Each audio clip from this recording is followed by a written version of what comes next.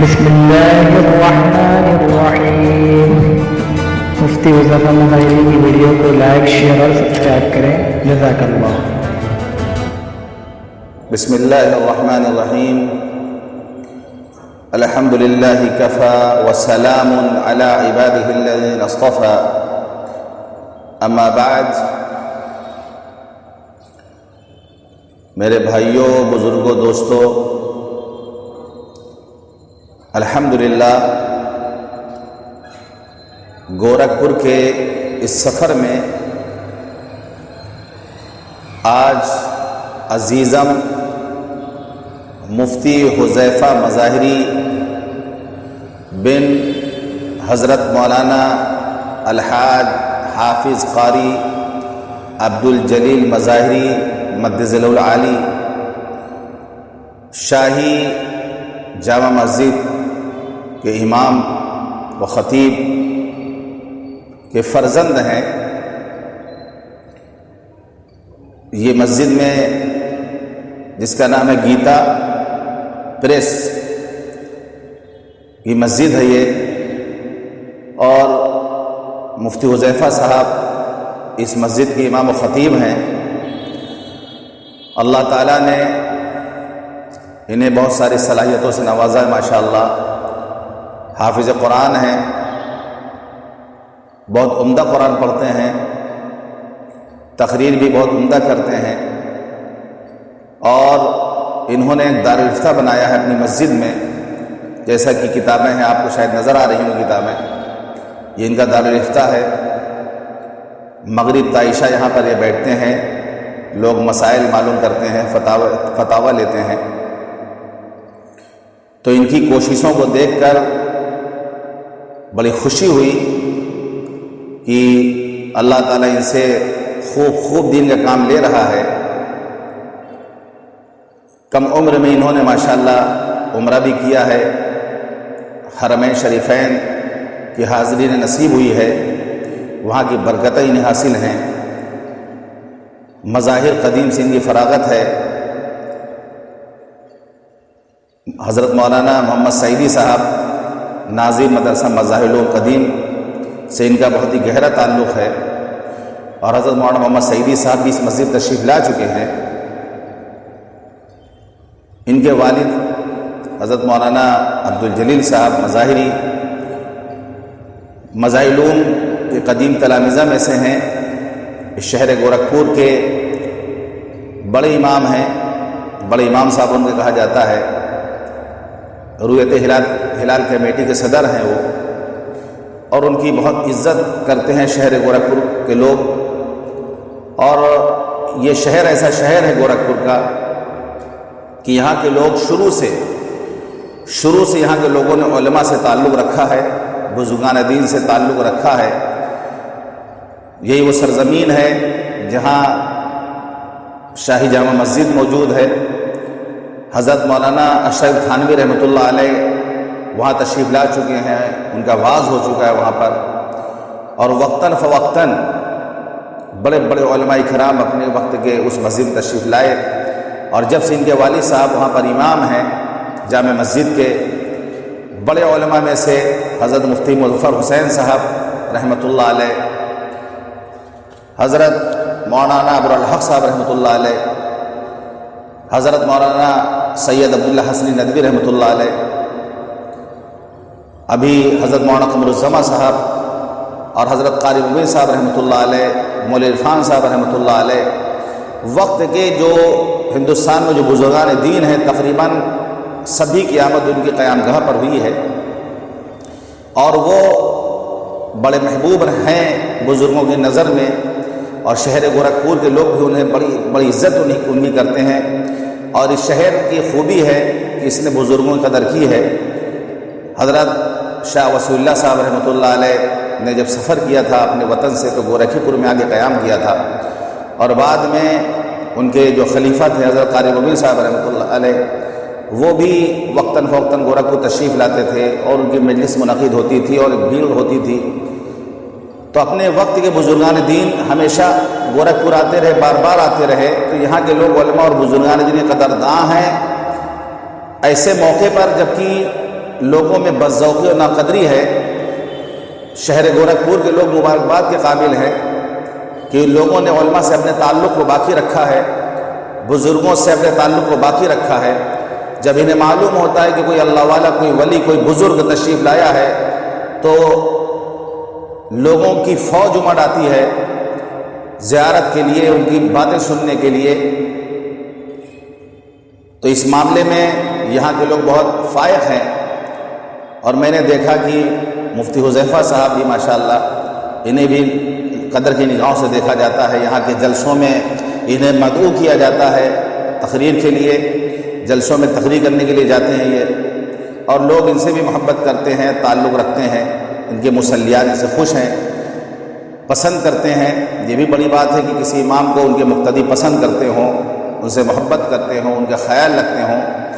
حضرت تھانوی فرماتے تھے رحمۃ اللہ علیہ، فرماتے تھے کہ علماء کا یہ حق ہے کہ ان کو ہدیہ اور تحفہ دیا جائے، یہ ان کا حق ہے کہ مسلیات کو چاہیے کہ امام کی ضروریات کے بارے میں سوچیں۔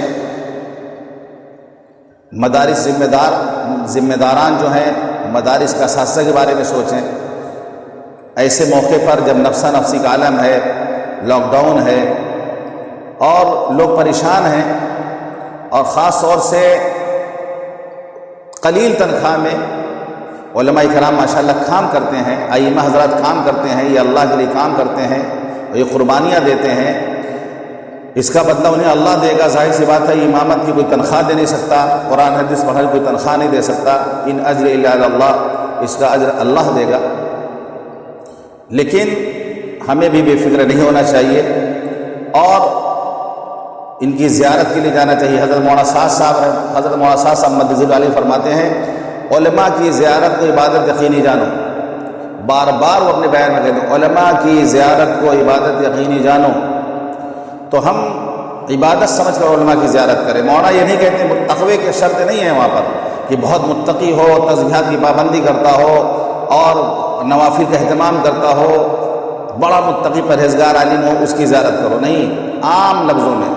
ظاہر سی بات ہے اگر اللہ نے عالم بنایا ہے تو اس کے اندر کوئی خوبی ہوگی تبھی اللہ نے اس کو عالم بنایا ہے، اللہ کو کوئی اس کی ادب پسند آتی ہوگی تبھی اللہ نے اس کو دین کا علم عطا فرمایا ہے۔ تو فرماتے ہو علماء کی زیارت کو عبادت یقینی جانو، علماء کی زیارت کو عبادت یقینی جانو۔ تو علماء کی زیارت بھی عبادت ہے، ان سے تعلق رکھا جائے۔ آج افسوس کی بات یہ ہے کہ عوام کا تعلق علماء سے کٹ چکا ہے، مقتدی کا تعلق امام سے کٹ چکا ہے۔ اس تعلق کو جوڑنے کی ضرورت ہے، بنانے کی ضرورت ہے، ورنہ اگر یہی دوری بڑھتی رہی، خندقیں حائل ہوتی رہیں تو پھر جتنی دوری علماء سے ہوتی جائے گی لوگ گمراہ ہوں گے، بے دین ہوں گے، نسلیں بے دین ہوں گی، آنے والی نسلیں ہماری بے دین ہو جائیں گی۔ تو ضروری ہے کہ علماء کی ہم نشینی اختیار کیا جائے، علماء کی صحبت میں بیٹھا جائے، ان کی مجالس میں حاضری دی جائے، ان سے مصافحہ کیا جائے، اس کو عبادت سمجھ کے کیا جائے۔ ان کے اگر بیٹھنے کا کوئی وقت ہے، ملاقات کا کوئی وقت ہے، اس وقت ان کے پاس جائیں، ان سے ملاقات کریں، ان سے دعائیں لیں، مسائل معلوم کریں۔ ابھی ہمارے حال یہ جو جس طرح نماز پڑھا، دنیا ترقی کر گئی ہے، موبائل کہاں سے کہاں پہنچ چکا، لیپ ٹاپ بنا، کمپیوٹر بنا، کہاں سے کہاں پہنچ گیا، گاڑیاں نئی سے نئی روزانہ نکلتی ہیں۔ ہم جس ماڈل کی نماز 20 سال پہلے پڑھتے اسی ماڈل کی نماز ہم آج ہی پڑھ رہے ہیں، جس طرح رکوع 20 سال پہلے کرتے وہی طرح رکوع آج بھی کر رہے ہیں۔ نماز بھی سیکھنے کی چیز ہے، مسائل معلوم کریں آپ۔ لوگ دکان کھولتے ہیں، اگر کوئی کسٹمر نہ آئے تو وہ آدمی دکان بند کر دے گا، وہ کہے گا ہم لاس میں چل رہے ہیں، ہمارے پاس کسٹمر نہیں آ رہے ہیں، یا 1-2 کسٹمر آ رہے ہیں۔ یہاں پر میں بتاؤں آپ کو، آپ کے پیچھے کتابیں نظر آتی ہوں گی، بہت قیمتی کتابیں ہیں یہ، اتنی قیمتی کتابیں موجود ہیں، اگر کوئی استفادہ کرنے نہ آئے، کوئی مسئلہ پوچھنے نہ آئے، کوئی مسئلہ معلوم کرنے نہ آئے، صبح سے شام تک کوئی معلوم نہ کرے تو یہ افسوس کی بات ہے۔ عربی میں کہا گیا من استوى یوما فهو مغبون، جس کے 2 دن برابر ہو گئے وہ خسارے میں چلا گیا، وہ نقصان میں چلا گیا۔ یعنی 2 دن انسان کے برابر نہیں ہونا چاہیے، علمی اعتبار سے، دینی اعتبار سے، تقوی کے اعتبار سے اس کے اندر تبدیلی ضرور ہونی چاہیے اور درجہ بڑھنا چاہیے۔ تو ہم جب علماء سے ملیں گے، ان کی صحبت میں بیٹھیں گے، ان سے ملاقات کریں گے، مسائل معلوم کریں گے، تب ہماری زندگی میں جو دن آنے والا ہے ہر دن ہم ترقی کریں گے، معلومات کے اعتبار سے، تقوی کے اعتبار سے، دینداری کے اعتبار سے ہم اس میں ترقی کریں گے۔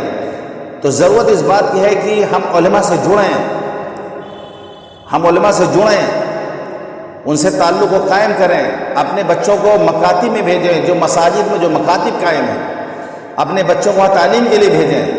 اس مسجد میں مکتب چلتا ہے، ہم بچوں کو بھیجیں اور اپنے بچوں کے ہم ذمہ دار ہیں، ہم اپنی نسلوں کے ذمہ دار ہیں۔ قیامت میں ہم سے پوچھا جائے گا نسلوں کے بارے میں، اللہ سوال کرے گا۔ تو ہم بے فکر نہیں ہو کے بیٹھیں گے کہ ہمارا بچہ انگلش میڈیم اسکول میں پڑھتا ہے بس کافی ہے۔ مکاتب، حضرت مولانا علی میاں ندوی رحمۃ اللہ علیہ فرماتے تھے کہ مکاتب کا جال پھیلا دو، فرماتے تھے توحید کو گھول کے بچوں کو پلا دو، بچوں کو توحید کا سبق دیا جائے۔ عید میں کپڑا پہنانے زیادہ ضروری ہے کہ ان کو دینی تعلیم دی جائے، دینی تعلیم سے ان کو آراستہ کیا جائے۔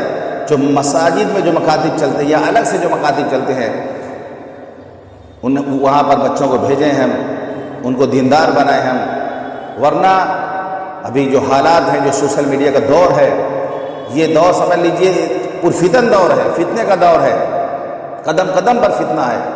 ہمارے بچے کہیں فتنے کا شکار نہ ہو جائیں، ہمارے بچے فتنے کا شکار نہ ہو جائیں، ہماری بیٹیاں فتنوں کا شکار نہ ہو جائیں۔ تو ضرورت اس بات کی ہے کہ انہیں دینی تعلیم سے بھی آراستہ کیا جائے، علماء سے، مدارس سے، مکاتب سے تعلقات استوار کیا جائے، تعلقات کو مضبوط کیا جائے۔ یہی ہمارے تاثرات ہیں جو یہاں آئے، بڑی خوشی ہوئی ہمیں، گورکھپور کے لوگ اچھے لگے اور یہاں کی دینداری نظر آئی دیکھنے میں۔ مسجدوں میں جب گئے تو جامع مسجد دیکھا بالکل بھری ہوئی نمازیوں سے، تو بہت خوبصورت منظر لگا۔ اور میں سلام کرتا ہوں شہر گورکھپور کے لوگوں کو اور ان کے جو ہے علماء سے تعلق کو، کہ انہوں نے اس گئے گزرے زمانے میں بھی اپنے تعلق کو برقرار رکھا ہے اور قدر کرتے ہیں۔ اللہ ان سب کو جزائے خیر عطا فرمائے، ہمیں توفیق عطا فرمائے کہ ہم سب ایک دوسرے سے تعلقات کو مضبوط کرنے والے بن جائیں اور ایک دوسرے سے محبت کرنے والے بن جائیں۔ جو باتیں کہی گئی ہیں اللہ ہمیں بھی ان باتوں پر عمل کرنے کی توفیق عطا فرمائے۔ وآخر دعوانا الحمدللہ رب العالمین۔